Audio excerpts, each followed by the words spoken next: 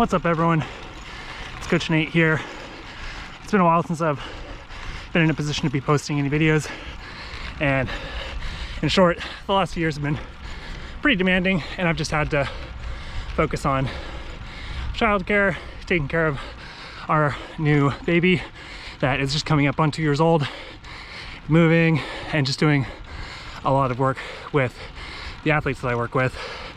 And most recently, 2 weeks ago, my partner got sick, so she spent 2 weeks isolating in our basement while I was on full-time childcare duties, plus working in the mornings and evenings and nap times when our child was asleep. And it's a lot of fun hanging out with little buddy. They're really great. But it also obviously puts a big damper on my ability to do more than just work and childcare and a little bit of training on my own time. But at least right now, I'm going out for my first ride in 2 weeks and thought I would check in with a quick video. And I thought no time like the present to get back into making content. And it's kind of a very minor new beginning after 2 weeks basically off.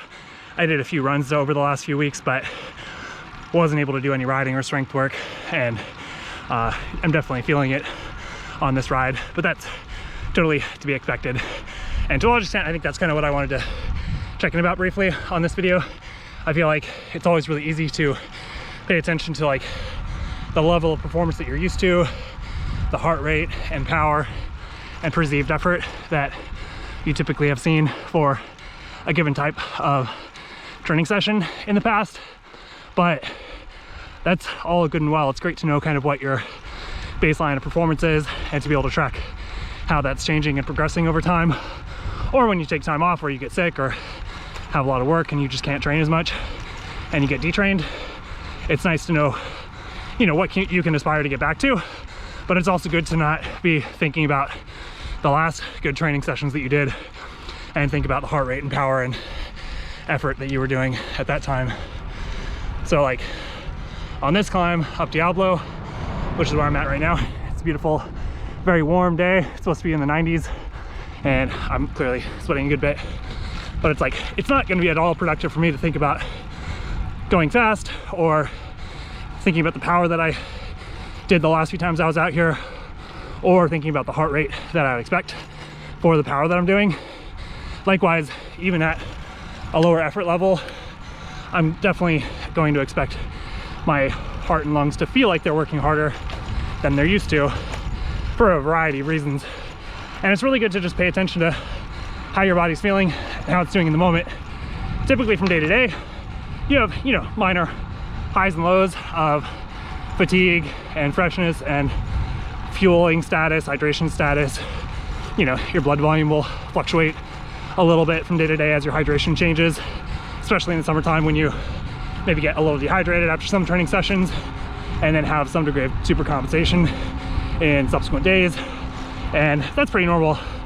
And you can always kind of pay attention to your power and heart rate as baseline, but also pay attention to how you're feeling, how much rest you're getting, what you think your nutrition and hydration status are like. And it's okay to see, you know, small fluctuations. And then in this particular case, as you're just getting back into it, if you've had an injury or illness or a long layoff for some reason, or it's an off-season break, when you get back into it, just expect to, you know, roll with how your body's feeling.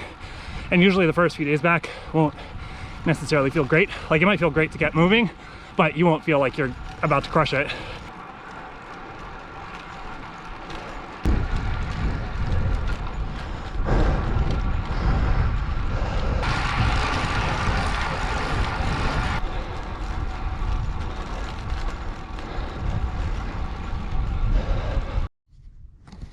Okay, so that was, depending on how you look at it, that was pretty rough or pretty great. I was definitely doing maybe 20% less power than I'm typically used to doing. It was pretty hot out. Definitely my blood volume is significantly reduced from when I was training more consistently a few weeks ago. So, you know, today it felt really hard. I was going way slower than I'm used to going.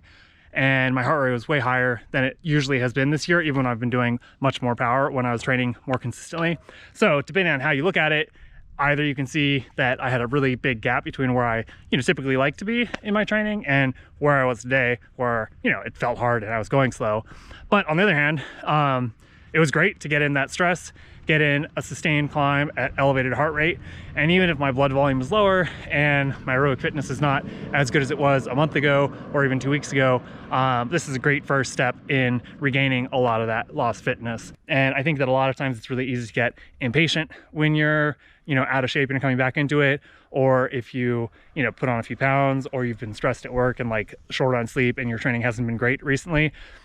That's just how it is sometimes. We obviously have, highs and lows throughout our lives and throughout each training cycle and each season. But we can't let that overwhelm us, and we can't, I think it's really good to not identify with how you feel in any given moment. And sure, like taking the sensations that I had today, for example, clearly I can take that as feedback and confirm the knowledge that I have right now that I'm not in the best shape that I've ever been in. I'm like far from it. But I also know that as I put in the miles, I'll get back to where I have been in the past. And I can't think about today as being like some sort of fundamental truth about my fitness or my capacity for performance in the future. It's good to just remember that. So anyway, I'll go back and look at how miserable my power was, and look at how easy it'll be to come back to much better shape pretty soon. But I think that's it for this one, and I'll see you in the next video. Definitely, I think this is the actual end of the video. Okay, I'll talk to you later. Bye.